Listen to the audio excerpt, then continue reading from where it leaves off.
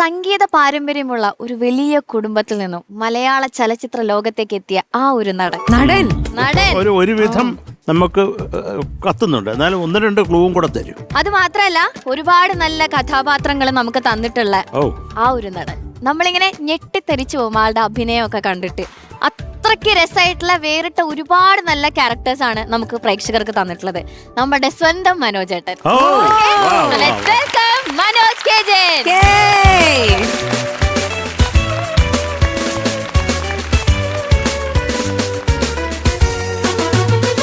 വാചാലം N മൗനവും നിൻ മൗനവും തേനൂറും സ്വപ്നങ്ങളും പുഷ്പങ്ങളും വാചാലം വാചാലം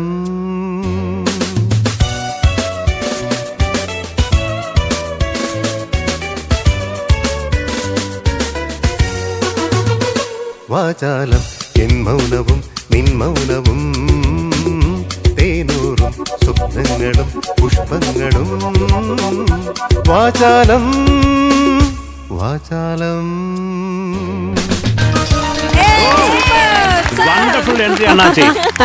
താങ്ക് യു അണ്ണാച്ചി. സൂപ്പർ. എന്താ പറഞ്ഞ ഓസ്കർ അവാർഡ് കിട്ടിയല്ലോ അണ്ണാച്ചിന് വാങ്ങിയത്. അങ്ങനെ ഒരു appreciation. Super super. Thank you so much. Super സ്റ്റാറിന്റെ തുടക്കം മുതലുള്ള ഒരു ഗസ്റ്റാണ് ഞാൻ. ഒരുപാട് ചരിത്രമുണ്ട്. ഇത് പാർവതി ജനിച്ചിട്ടുണ്ടോ സംശയം അല്ലേ? ഇപ്പോഴും ജനിച്ചിട്ടില്ല. ഈ അടുത്തിടക്കാണ് ജനിച്ചതല്ലേ? അത് 2 മാസമേ ഉള്ളൂ. മഞ്ജരി മൈ ഡിയർ. വിളിച്ചു മനോജേട്ടാ ഒരുപാട് സന്തോഷം. പ്രത്യേകിച്ച് എപ്പോ കാണുമ്പോഴും നമുക്കൊരു ഹരമാണ് മനോജേട്ടൻ. ഇന്നിപ്പോ ഈ വേദിയിൽ വന്നിട്ട് വാചാലം ശരിക്കും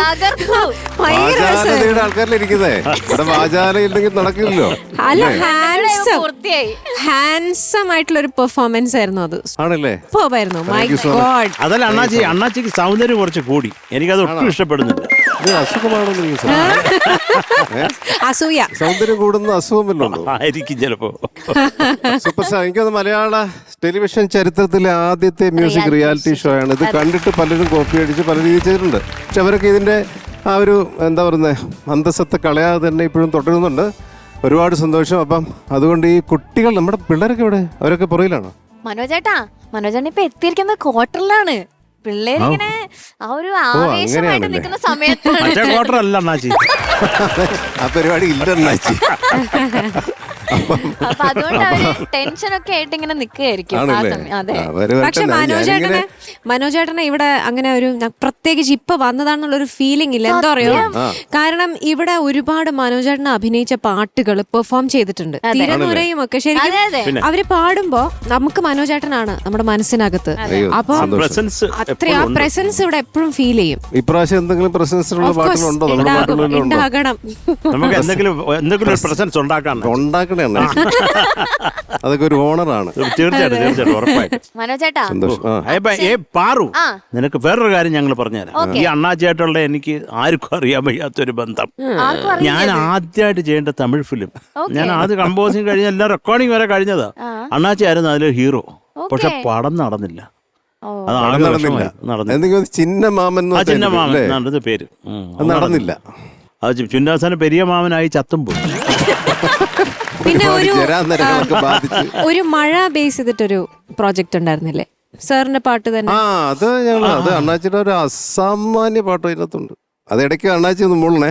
ഞാൻ മൂള, അണ്ണാച്ചി അഭിനയിക്ക്. അതൊക്കെ നമുക്ക് ചെയ്യാം.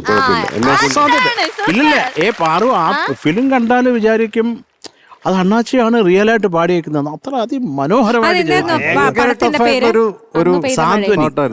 സാന്ത്വനി എന്നുള്ള പാട്ട് ഭയങ്കര ടഫായിട്ടുള്ള പാട്ടാണ്. അണ്ണാച്ചിയുടെ കാര്യം പറയണ്ടല്ലോ. പാടി അഭിനയിക്കണേ പെടുന്ന പാട്ട്. ആക്ടേഴ്സ് എന്റെ അമ്മയെ ഞാനന്ന് അനുഭവിച്ചു. പക്ഷെ ദൈവഭാഗ്യം കൊണ്ട് എങ്ങനെയൊക്കെ ഞാൻ തട്ടിക്കൂട്ടി എടുത്തത്. അസാധ്യ പാട്ടാ. ഇതെല്ലാരും പറയുന്നുണ്ട് മനോജേട്ടാ ശരത് സാറിന്റെ പാട്ടുകളിൽ ഇങ്ങനെ ചെയ്യാൻ ഭയങ്കര പാടാണെന്ന്. ആണല്ലേ? അത് ഉറപ്പില്ലേ? ഇങ്ങനെ പറഞ്ഞു പറഞ്ഞാൽ ഉള്ള പടവും കൂടെ വരാത്തതാണ്. നമ്മള് ഏറ്റവും ഈസി എന്നൊക്കെ വിചാരിക്കുന്ന ചില പാട്ടുകൾ ചെയ്തിട്ടുണ്ട്. അത് പാടി അതിനകത്തോട്ട് പാടി തുടങ്ങുമ്പോഴേ അറിയുന്ന ഏറ്റവും കുഴപ്പം ഇതാണെന്ന്. മാലേയം മാറോടന അവിടെ വരും പോവും. നമ്മള് കേൾക്കുമ്പോ സുഖമാണ്, പക്ഷെ പാടാൻ പ്രയാസമാണ്. എനിക്കത് പെരുന്തച്ഛന്റെ ഷൂട്ടിങ് കുന്താപുരം, അതായത് മംഗലാപുരത്ത് നടക്കുമ്പോഴാണ് ഈ ക്ഷണക്കത്തുനിന്നുള്ള കാസറ്റ് ഇറങ്ങിയിരിക്കുന്നത്, പടം ഇറങ്ങിയിട്ടില്ല. അപ്പം ഞാൻ, മോനിഷ, പ്രശാന്ത് ഞങ്ങളെല്ലാം ഒരുമിച്ചാണ് എന്നും പോകുന്നത്. അപ്പോൾ ഈ കാസറ്റ് സൂപ്പർ ഹിറ്റ്. അപ്പോൾ ഈ ആകാശദീപമൊക്കെ ഡെയിലി ലൊക്കേഷനിൽ ഇപ്പോൾ പോകുമ്പോൾ ഞങ്ങൾക്ക് മസ്റ്റായിട്ട് കേട്ടിരിക്കണം. അങ്ങനെ ഒരു കാലം ഉണ്ടായിരുന്നു. ആ കാസറ്റ് ഇറങ്ങുമ്പോഴേ സൂപ്പർ ഹിറ്റ്, പടം ഇറങ്ങിയിട്ടല്ല. അപ്പോൾ അങ്ങനെ ഒരു കാലത്ത് ആദ്യമായിട്ട് കാസറ്റിലൂടെയാണ് അണ്ണാച്ചിയുടെ പേര് ഞാൻ ആദ്യം കാണുന്നത്. പിന്നെ ഞങ്ങൾ അന്ന് മുതൽ ഫാനല്ലേ ആകാശദീപം മുതൽ. താങ്ക് യു അണ്ണാച്ചി. മഞ്ജരി, നമ്മുടെ അമേരിക്കൻ ട്രിപ്പൊക്കെ ഈ ഇടയ്ക്കായിരുന്നു അല്ലേ? നമ്മള് അമേരിക്കയിൽ പാട്ടും ബഹളം ഒക്കെ ആയിരുന്നു. ഒരു രസകരമായ ഒരു ട്രിപ്പായിരുന്നു. പിന്നെ ഒരുപാട് എന്ന് വെച്ചാൽ മനോജേട്ടൻ മ്യൂസിക് ലവറാണ്, ഭയങ്കര മ്യൂസിക് ലവർ. അപ്പോൾ നമ്മളൊരു ഷോയിൽ പാടാൻ പോയി കഴിഞ്ഞാൽ ഓഡിയൻസ് റിയാക്ഷൻ എന്ന് പറഞ്ഞൊരു സാധനമുണ്ട്.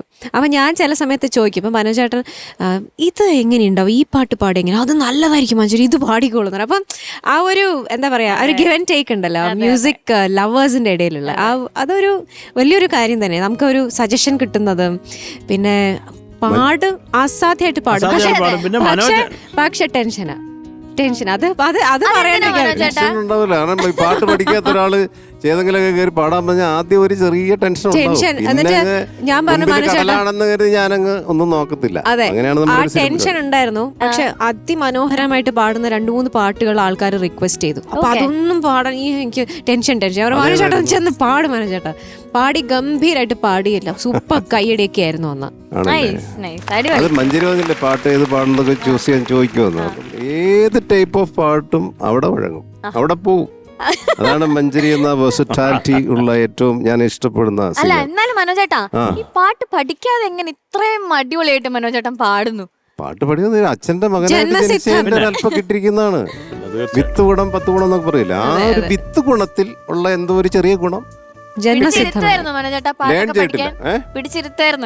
പിടിച്ചിരുത്താൻ അവരിവിടെയൊക്കെ വേണ്ട. അവര് ദക്ഷിണേന്ത്യ മുഴുവൻ ഇങ്ങനെ കച്ചേരികളുമായിട്ട് ബിസി ആയിരുന്ന ഒരു കാലമാണ് ഈ 70s. ബിസി ആയിരുന്നു. ജയവിജയ കച്ചേരി ഇല്ലാത്ത ഒരു ഉത്സവവും ഇല്ലായിരുന്നു, ഒരു സ്ഥലവും ഇല്ലായിരുന്നു.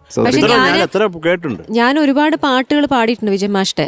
അപ്പം ഡിവോഷണൽസും ഒക്കെ റെക്കോർഡിങ് ചെയ്യുന്ന സമയത്ത് ഇവിടെ കൊച്ചിയിലാണ് റെക്കോർഡിംഗ് നടക്കുന്നത്. അപ്പൊ എൻ്റെ അടുത്ത് പറയും, മനോജ് അസലായിട്ട് പാടും. ഞാൻ പറഞ്ഞു, അതെ മനോജേട്ടൻ പാടുന്നത് ഞങ്ങൾ കേൾക്കാറുണ്ട് ടി വിയിലൊക്കെ ഇടയ്ക്കുക. അതെന്താ റെക്കോർഡ് ചെയ്യാറില്ലേ? ഇല്ല അസലായിട്ട് പാടും, പക്ഷെ മടിയാന്ന് പറഞ്ഞിട്ട്. അങ്ങനെയൊക്കെ പറയാറില്ലേ? ഓ പറയാറുണ്ട്, ഭയങ്കര കാര്യം. ഇങ്ങനെയൊക്കെ എന്നെ കുറിച്ച് പറയാറുണ്ട്. സന്തോഷം.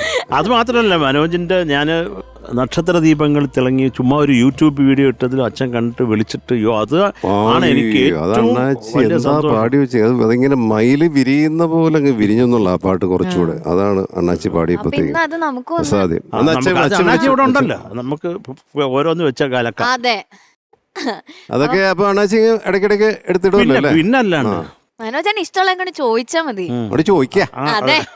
ഞങ്ങൾ അങ്ങോട്ടും ചോദിക്കും.